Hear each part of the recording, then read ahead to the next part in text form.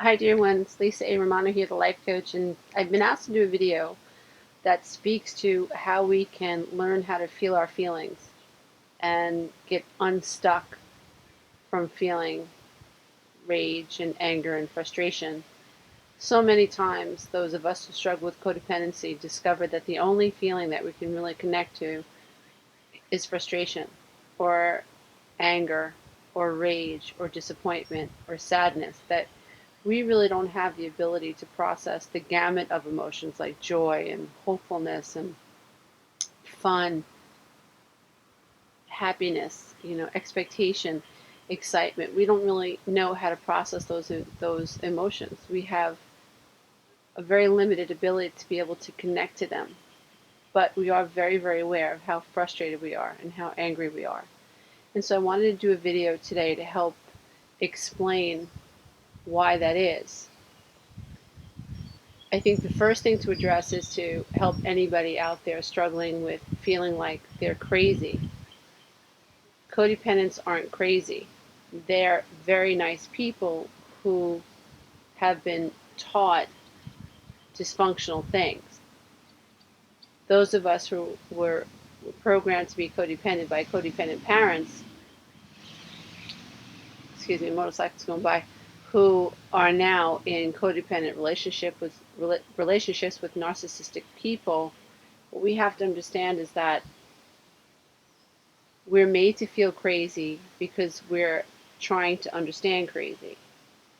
When you are someone who's struggling to figure things out and you want clarity because you're a kind, empathetic person and you care about people, when you live with people who lack empathy for your feelings, you feel crazy. You feel crazy because your mindset is to understand where they're coming from. And so you do your best to do that. But we don't yet understand that there are people who exist, unfortunately, whose agenda it is to not hear us. Not only that, true narcissistic people, they're classified as having a personality disorder. They actually lack the ability to hear us. So we're not crazy, even though many, many, many times we feel crazy. Being a codependent and empathetic person, dealing with someone who has no empathy makes you feel crazy. It's a crazy making experience because they never answer questions clearly. They always leave you like scratching your head. What's that mean? They're very passive aggressive. They don't say what they mean. They very often don't mean what they say. You ask them, were you at the store today because, my friend said she saw you. What friend? Just answer the question, like, we're at the store. Why? You don't think that I was at the store? Just answer the question. When you're at the store, I don't know why you keep bothering me. I don't know why you keep asking me about the store. What's the matter? You don't trust me? Just answer the question. It's like crazy making. So when you're a nice person, you sort of get upset because the other person's upset. And being codependent, we don't want to rock the boat. Being codependent, we're codependent on this other person for their validation. We don't know it. We also don't recognize that we feel like we need the other person's validation to be upset. That's a big one, dear one. That's a big one. I remember when I was so unhappy in my marriage and I really did not think I had a right to be unhappy.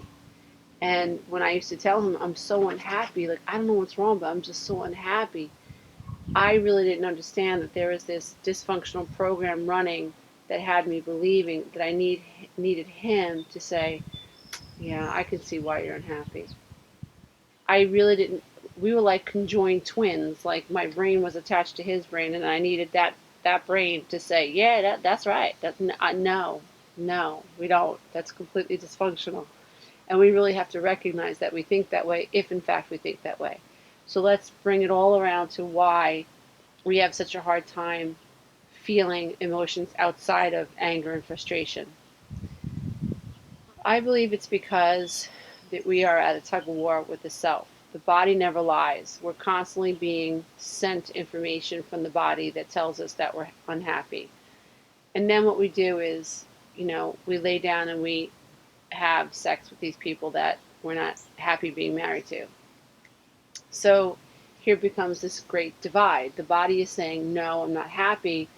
And the mind is saying, well, you don't have a right to not be happy. And, maybe things will get better. And, maybe I'm just asking for too much. Or maybe I'm just a pain in the ass. Or maybe maybe I just have all these issues and yada yada yada. So we still have the body over here that's saying and making sending us signals like, I don't want to do this, I don't want to be here anymore. But then we have the mind, which is the world, that is a product of the world, product of dysfunctional programming. And the reality is, if your programming came from whoever the hell raised you from 0 to 12. So if you were raised in a crazy house, I'm sorry, dear one, your programming is corrupt.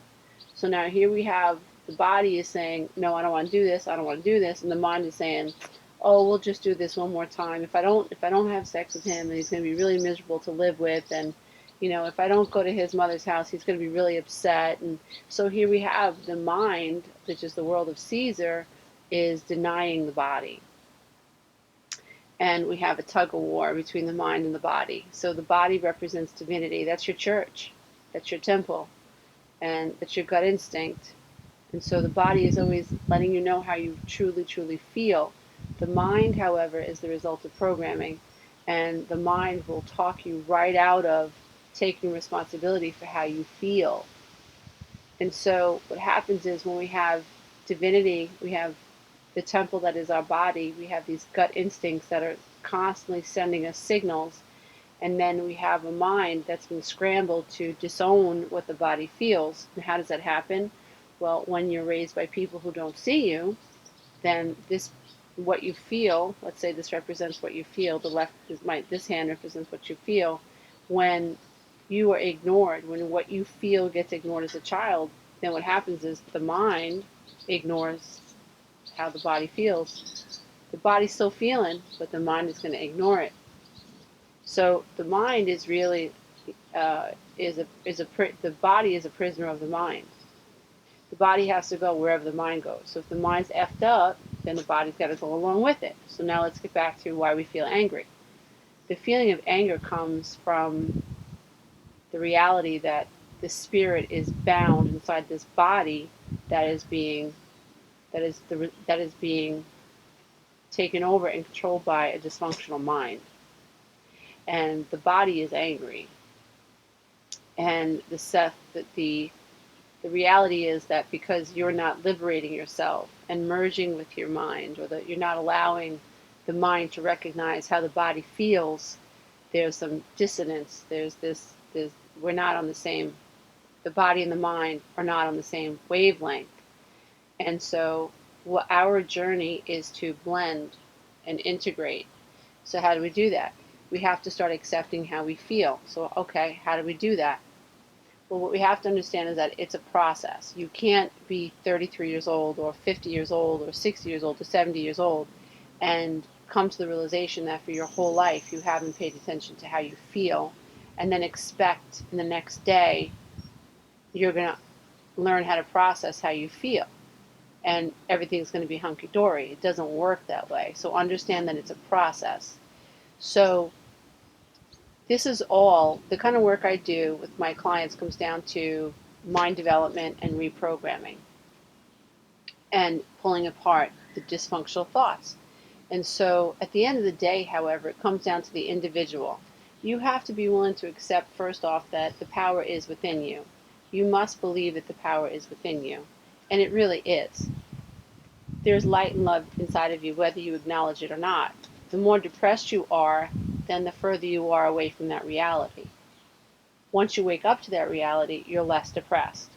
Once you put the principles that I try to teach you in the videos and through my coaching practices and my books, once you start to apply what I teach you, then your life begins to change.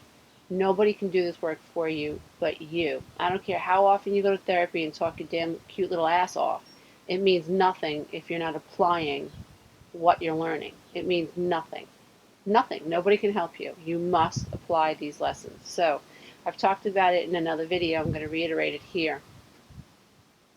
All day, every day, you have to walk around with a new mind, a new mindset. You must literally wear it like you would a hat.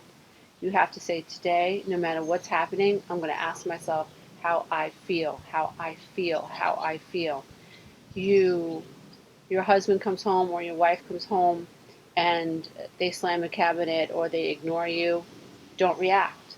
Pull back and say, how do I feel about them ignoring me? How do I feel about them ignoring me? How do I feel about them ignoring me?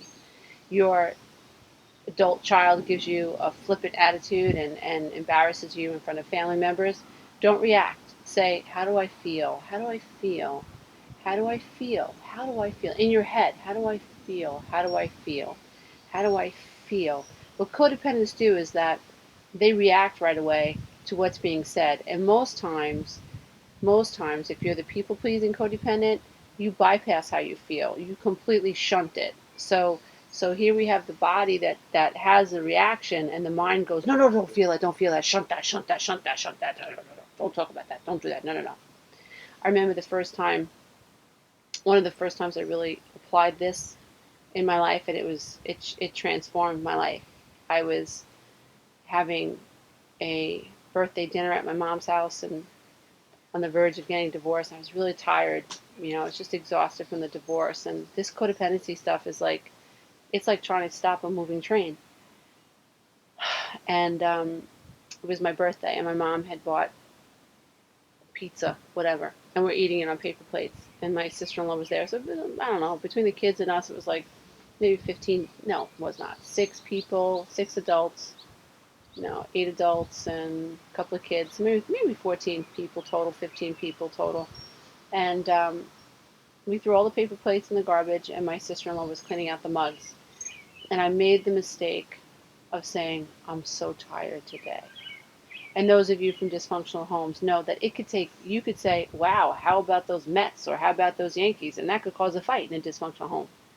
And so my mother turned around and said, I don't know what the hell you're so tired for. You didn't lift a finger while you were here. And instead of acting like I didn't hear it, what I did was I sat in it, and I said, how did that comment make me feel? How did that comment make me feel?